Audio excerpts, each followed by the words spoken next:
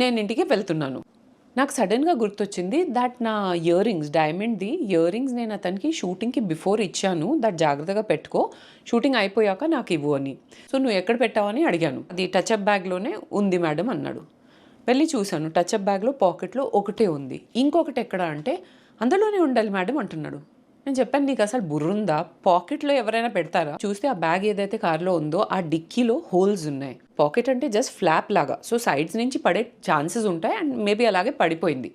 So నేను చాలా irritate అయిపోయాను అతనితో.